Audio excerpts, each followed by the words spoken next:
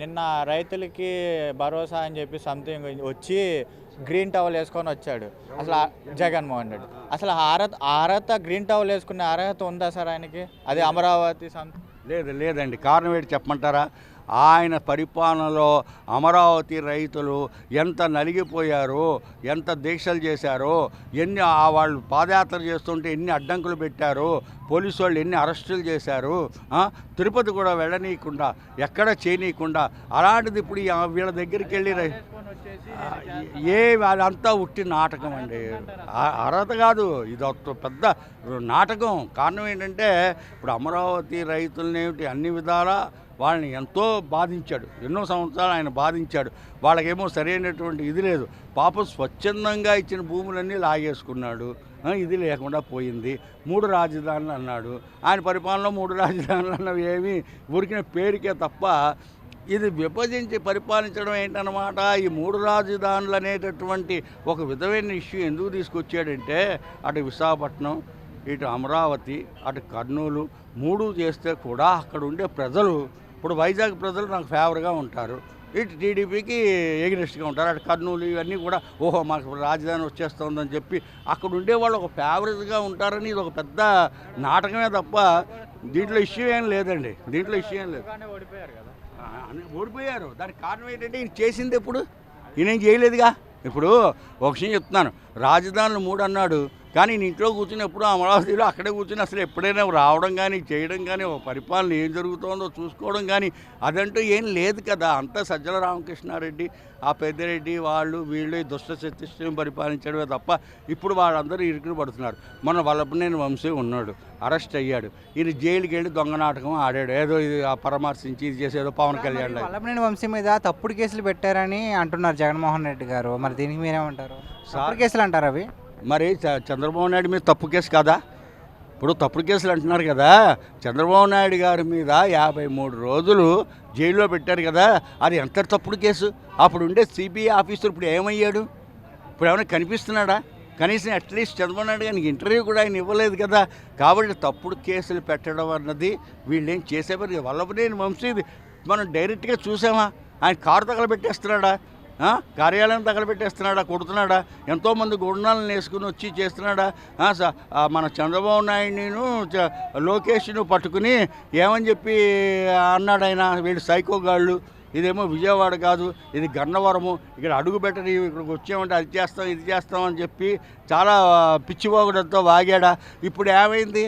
బుసగొట్టిన పాము కాస్త బుట్టలోకి వెళ్ళిపోయి ఇది చేసుకోవాల్సిన అవసరం ఉంది. ఇప్పుడు ఈయన జగన్మోహన్ రెడ్డి వెళ్ళింది దేనికోసం అంటే సింపతి గురించి, కేవలం సింపతి. కూటమి ప్రభుత్వం వచ్చాక ఏమన్నా అభివృద్ధి జరిగిందంటారా? కూటమి ప్రభుత్వానికి గత ప్రభుత్వానికి అసలు తేడా ఏంటి? బ్రహ్మాండమైన అభివృద్ధి జరుగుతోందండి. ఇప్పుడు 4,000 ఇస్తున్నారు, ఎంతో బ్రహ్మాండంగా అందరూ సంతోషిస్తున్నారు. పబ్లిక్ పింఛన్ 4,000 ఇస్తున్నారు, ఇంటికి వచ్చి మరీ ఇస్తున్నారు కదండి. ఆయన టైంలో అక్కడికి వెళ్ళమని ఇక్కడికి వెళ్ళమని ఆ ముసలివాళ్ళందరినీ పాపం ఇది చేసి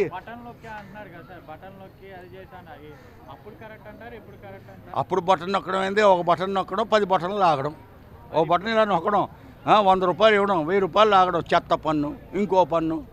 ఇప్పుడు ప్రభుత్వానికి ఎందుకు వ్యతిరేకత వచ్చి టీడీపీ కూటమికి ఎందుకు అంత విజయం లభించిందో చూసారా? ఇప్పుడు ఒక విషయం చెప్తున్నాను, ఏ కార్యకర్త కూడా స్వచ్ఛంగా వైసీపీలో పనిచేయలేదు. దానికి కారణం అంటే తెలుగుదేశం పార్టీలో నేను చూశాను. తెలుగుదేశం పార్టీలో ఎలక్షన్ జరిగినప్పుడు ఎంతోమంది స్వచ్ఛంగా వాళ్ళ డబ్బుతోటి వెళ్ళి ఓట్లు వేసి వచ్చారు.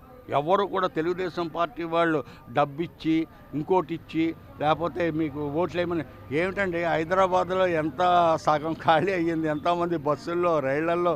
చివరికి ఇతర దేశాలు, నాకు పెద్ద విచిత్రమైన సంఘటన ఏంటంటే వాడు స్వచ్ఛంగా డబ్బు పెట్టుకుని ఇతర దేశాల నుంచి వచ్చారండి. ఎందుకు వాళ్ళకంత అంత డబ్బు ఖర్చు పెట్టుకుని ఇక్కడికి వచ్చి ఓటు ఎందుకు వేశారు? అవినీతి పరిపాలన ఉండకూడదు, మంచి పరిపాలన రావాలి. చంద్రబాబు నాయుడు గారికి మంచి పరిపాలనా దక్షత ఉంది. ఆయన అంతకుముందు ఉండేటటువంటి అప్పులన్నీ పూర్తి చేసుకుని ఇప్పుడు మళ్ళీ ఒక గాడిలో పెట్టి ప్రభుత్వాన్ని సరిచేయడానికి కొద్దిగా టైం పడుతుంది. దానికి కారణం ఏంటంటే ఇంకా 1 ఇయర్ కూడా కాలేదు, ఇంకా 4 సంవత్సరాల టైం ఉంది. ఈ 4 సంవత్సరాల టైంలోనూ ఎంతో అభివృద్ధి జరుగుతుంది. ఈ అభివృద్ధి జరగాలంటే మెల్లమెల్లిగా ఇప్పుడు 3 సిలిండర్లు ఇస్తున్నారు ఉచితంగా, బ్రహ్మాండంగా మంచిగా అన్నీ చేస్తున్నారు. ఇప్పుడు ఏంటంటే జగన్మోహన్ రెడ్డి గారికి పాయింట్ దొరకట్లేదు. వీళ్ళని ఎక్కడ మనం క్యాచ్ చేయాలి, ఎక్కడ వీళ్ళని ఇరికించాలి అని చెప్పి ఆయన తెగ ప్రయత్నం చేస్తున్నాడు. మనం చెప్పారు కదా, మీరు ఏదో మిర్చి రైతులు కండువా వేసుకుని ఇది చేసుకుని వస్తున్నాడని. అసలు ఈయన ఏ ఏ ఏ మొహం పెట్టుకుని వెళ్తాడండి అక్కడికి? ఎలా వెళ్ళగలుగుతాడండి? దానికి కారణం ఏంటంటే అమరావతి రైతులు ఎంత అవస్థపడ్డారండి. ప్రమాణ స్వీకారం చేసే ముందర చంద్రబాబు నాయుడు గారు ఫస్ట్ అసెంబ్లీకి వెళ్తున్నప్పుడు అమరావతి రైతులు ఇంకా టెంట్ వేసుకుని ఉంటే అక్కడికి వెళ్ళి ఇంకా ఎందుకు టెంట్ వేసారు, తీసేసేయండి మొత్తం అంతా మీరు ఇదేయండి అని చెప్పి వాళ్ళకి నేను ఇస్తున్నాను హామీ, మీకు ఇది చేస్తున్నానని చెప్పారు ఆయన. అప్పుడు ప్రభుత్వంలో ఉన్నప్పుడు ఒక్కసారి కూడా జనాల్లోకి రాలేదు. ఇప్పుడు ప్రభుత్వం పోయాక వస్తున్నాడు, అప్పుడు నేను జనాల్లోనే ఉన్నాను అది ఇది అని చెప్తూ ఉంటున్నాడు. అది నిజమేనండి? కాదండి. కారణం ఏంటంటే ప్రభుత్వంలో ఉన్నప్పుడు ఏనాడు కూడా జగన్మోహన్ రెడ్డి గారు వచ్చి సరైనటువంటి ఇది ఏమీ లేదు. ఇంట్లో ఉండడం, బట్టలు నొక్కడం, ఇంట్లో ఉండి బట్టలు నొక్కడం, అది చేశాను ఇది చేశానని చెప్పి కొంతమంది మీద ఆధారపడ్డాడు ఆయన. కొంతమంది లీడర్స్ మీద ఆధారపడ్డాడు. ఆ ఆధారపడ్డంలో ఏంటంటే ప్రభుత్వానికి కూలిపోవడానికి కారణం ఏంటంటే జగన్మోహన్ రెడ్డి గారు ఏనాడు కూడా ప్రజల్లోకి వచ్చి సమస్యలు తెలుసుకోలేదు. ఇంకో విషయం ఏంటంటే ఆయన ఎమ్మెల్యేలకే అపాయింట్మెంట్ ఇవ్వలేదు. అప్పట్లో అభివృద్ధి చేయాలనుకుంటే ఇది చేయాలి కదా, అక్కడ సపోర్ట్ లేదు. సెంట్రల్ గవర్నమెంట్ ఎంత సపోర్ట్ చేసినా ఇక్కడ ఒక విధంగా దారి మళ్లించేస్తుంటే ఇంకేం సపోర్ట్ చేస్తూ ఉంటారు? ప్రాజెక్టులు నిలిచిపోయాయి. ఎన్నో ఇప్పుడు చంద్రబాబు నాయుడు గారికి ఒక మంచి అనుభవం ఉంది. దానికి కారణం ఏంటంటే ఈనాడు కొత్తగా వచ్చింది కాదు. కారణం ఏంటంటే ఇప్పుడు ఆనాడు ఎప్పుడో వాజ్పేయి గారు ఉన్న టైంలోనే ఆయన స్పీకర్ పదవి బాలయోగి గారికి తీసుకున్నారా, ఒక చక్రం తిప్పారా? ఇప్పుడు కూడా ఒక చక్రం తిప్పుతున్నారా? ఇటు నిజంగా ఆంధ్రప్రదేశ్లో కూటమి ఉండడం మూలాన ఉన్న లాభం ఏమిటంటే ప్రయోజనం చాలా ఎక్కువగా ఉన్నాయి. ఎందుకు ప్రయోజనాలు ఉన్నాయంటే సెంటర్లో ఈయనకి ఫుల్ సపోర్ట్ ఉంది. సెంటర్లో గవర్నమెంట్ నిలబడడానికి కారణం కూటమి ప్రభుత్వం.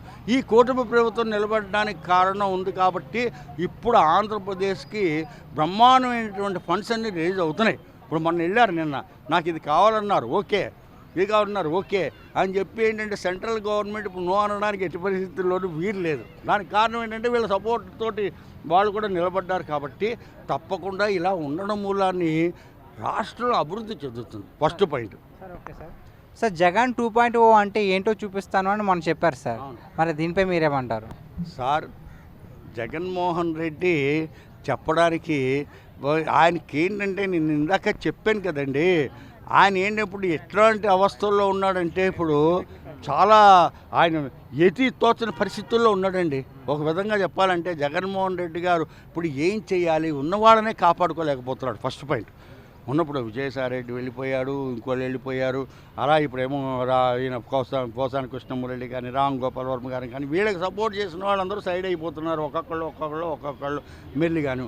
వాళ్ళందరూ ఈయన సపోర్ట్ తోటి ఏదో చేద్దామని చెప్పి అనుకుంటున్నారు తప్ప జగన్మోహన్ రెడ్డి గారు ఏంటంటే ఇప్పుడు ప్రస్తుతానికి తను ఎలా కాపాడుకోవాలి, తను కాపాడుకోవడం అంటే ఏంటనమాట, ఇప్పుడు తన యొక్క ప్రాపర్టీసు, తన ఆస్తులు, తన కేసులు ఇవన్నీ బయటపడాలంటే ప్రజల్లోకి వెళ్ళి ఏదో ఒక చిన్న పెద్ద డ్రామా చేయాలి, నాటకం ఆడాలి.